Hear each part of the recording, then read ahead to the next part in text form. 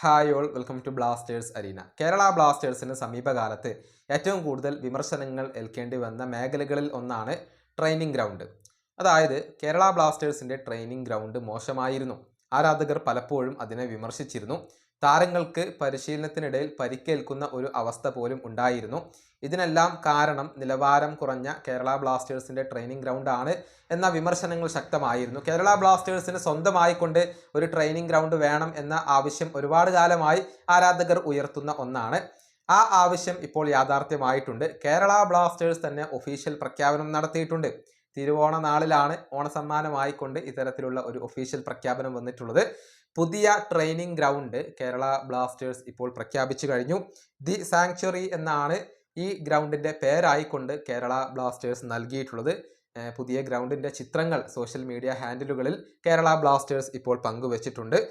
കൂടാതെ ഒരു കുറിപ്പും അവർ നൽകിയിട്ടുണ്ട്. അതായത് സീനിയർ ടീമിൻ്റെയും യൂത്ത് ടീമിൻ്റെയും ഒക്കെ ട്രെയിനിങ് ഇനി ഇവിടെയാണ് നടക്കുക എന്നാണ് കേരള ബ്ലാസ്റ്റേഴ്സ് അറിയിച്ചിട്ടുള്ളത്. ഇതിനു പുറമെ ആശിഷ് നേഗി ഒരു അപ്ഡേറ്റ് കൂടി നൽകിയിട്ടുണ്ട്.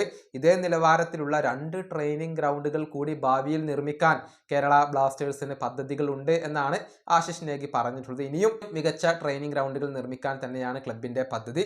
ഏതായാലും അത്യാധുനിക സൗകര്യങ്ങളോട് കൂടിയുള്ള ഒരു ഗ്രൗണ്ടാണ് കേരള ബ്ലാസ്റ്റേഴ്സിന് ഇപ്പോൾ സ്വന്തമായിക്കൊണ്ട് ഉണ്ടായിട്ടുള്ളത്. അത് തീർച്ചയായും ക്ലബിൻ്റെ വളർച്ചയ്ക്ക് സഹായകരമാവുന്ന ഒരു കാര്യമാണ്. ഈ വീഡിയോ അവസാനിപ്പിക്കുന്നു. അടുത്തൊരു വീണ്ടും കാണാം.